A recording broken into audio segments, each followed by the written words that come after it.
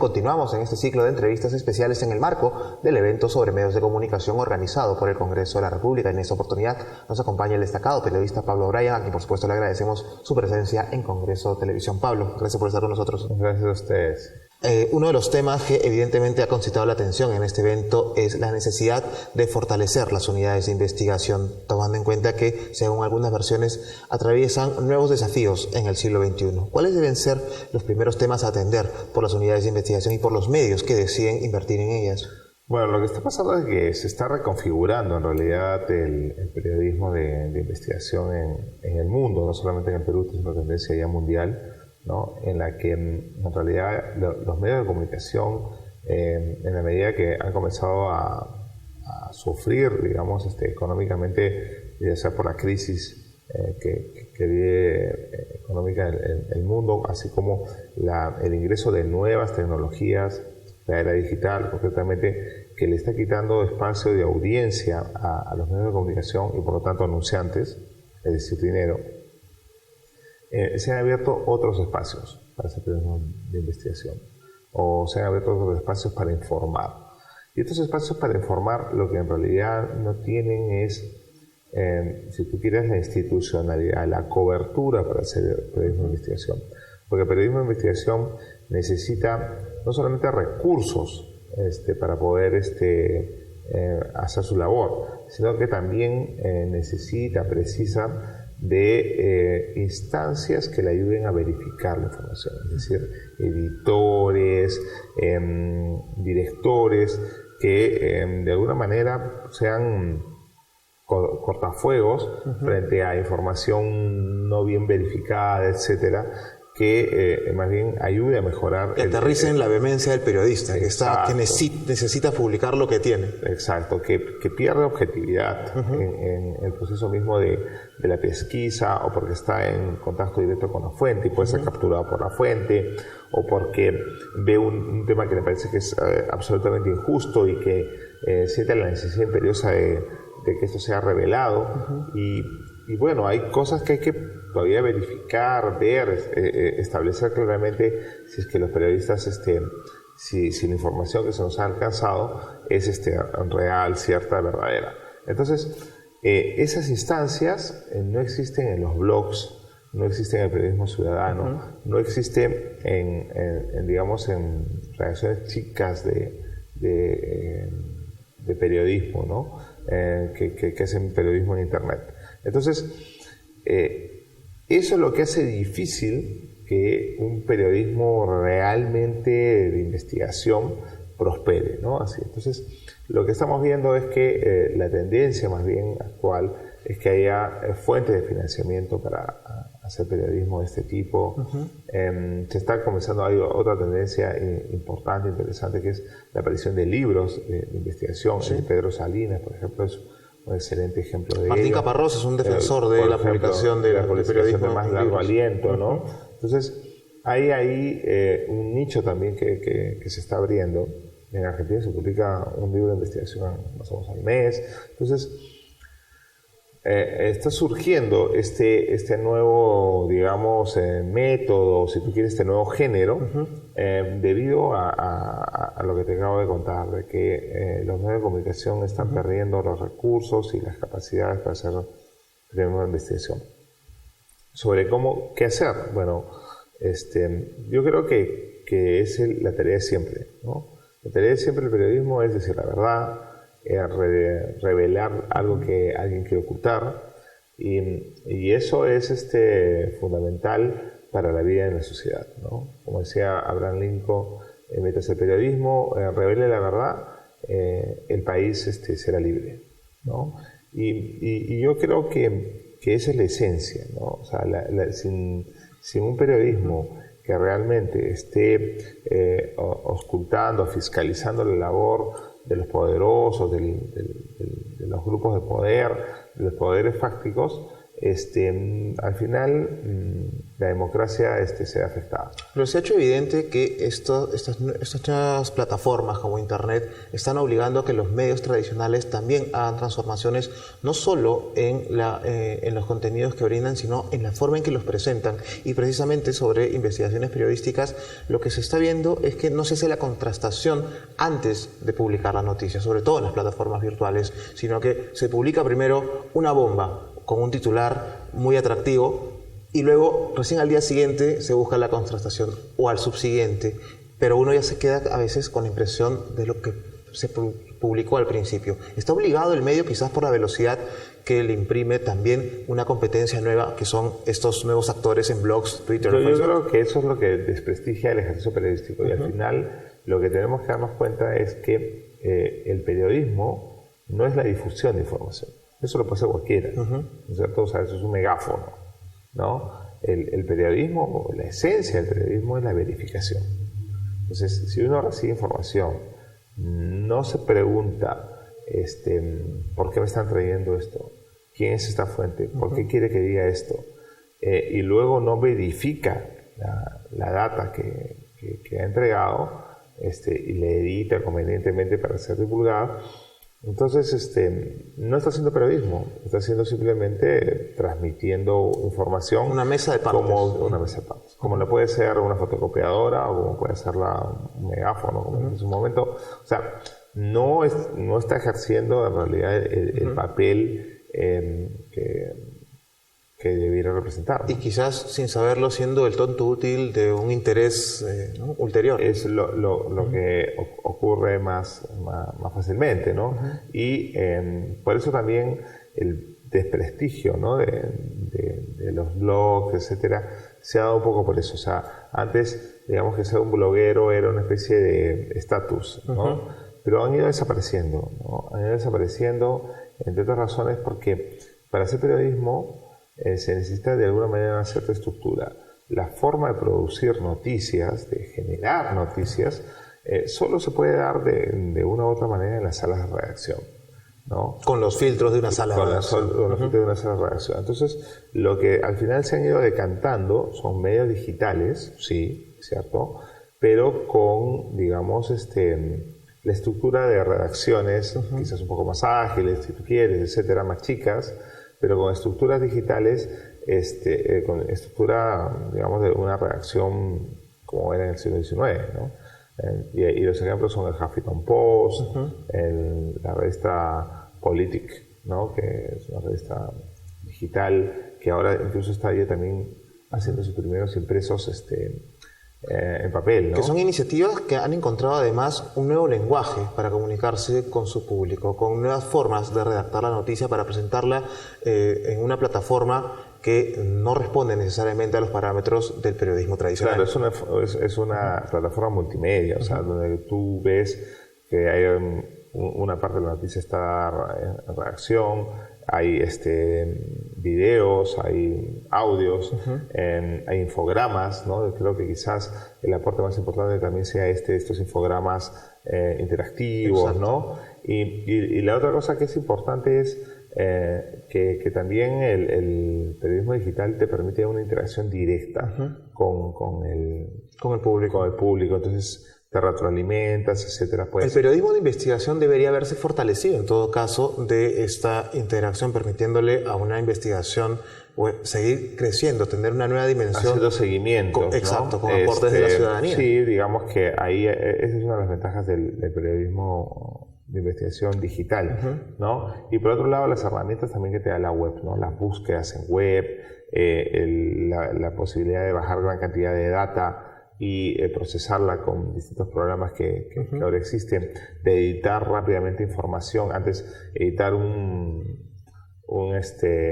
sé, pues un pequeño documental o un reportaje televisivo demoraba un montón de tiempo. Ahora hay un montón de herramientas que agilizan estas tareas, lo mismo que el hacer infogramas, etcétera. Entonces, los accesos de la lectura y la divulgación de la información es más sencilla. Por otra parte, también te permite publicar toda la documentación en la cual te has basado para hacer la investigación, lo cual enriquece enormemente el tema, porque así directamente la gente puede consultar la información a la que claro, el investigador llega a una conclusión que no necesariamente es la que puede tener otra persona. Y si la otra persona además llega a esa misma conclusión, etcétera, de alguna manera ya estás haciendo casi ciencia, ¿no? Porque es, digamos que con los mismos elementos y replicando el método, puedes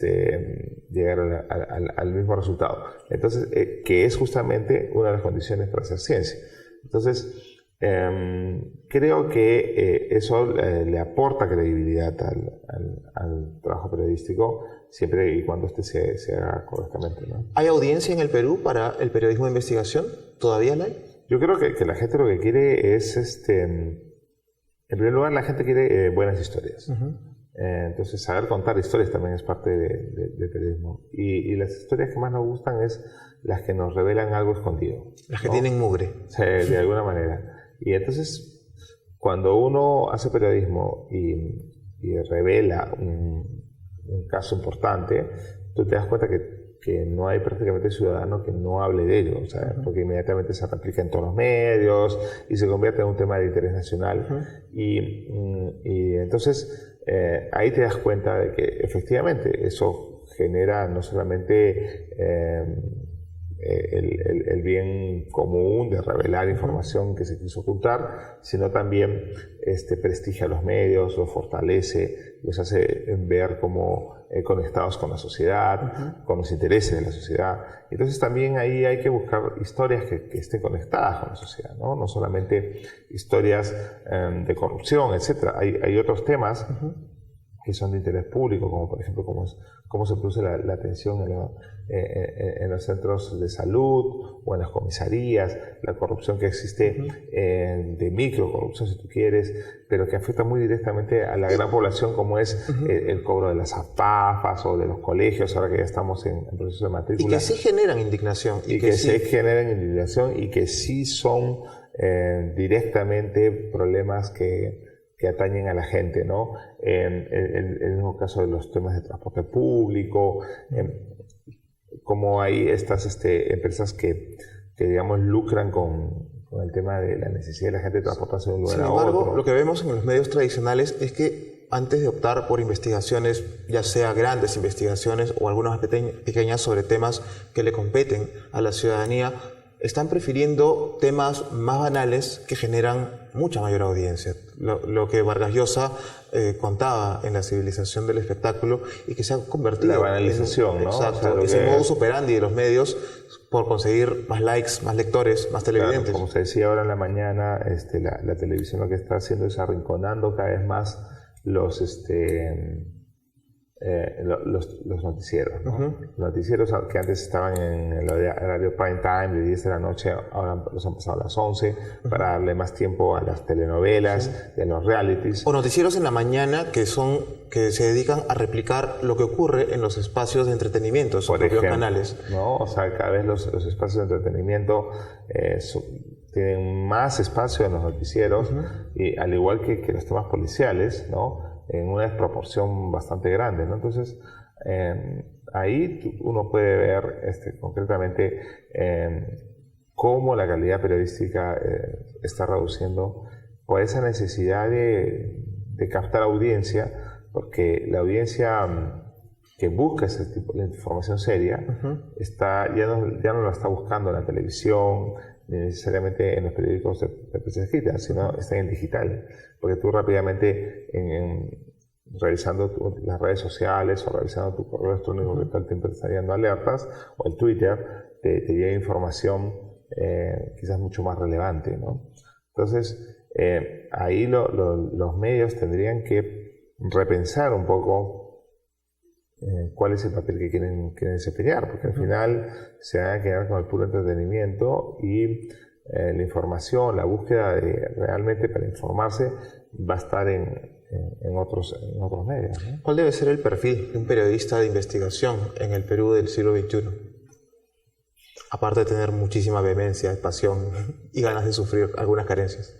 Bueno, básicamente, aparte de eso, finalmente quien hace la investigación es el periodista. O sea, cuando a un periodista se le mete algo en la cabeza y lo busca, a pesar de que el medio te diga que no, o que no tengas tiempo, todo el tiempo necesario para hacerlo, vas a seguir en el tema. Entonces yo creo que eso es lo fundamental, ¿no? Eso es lo fundamental.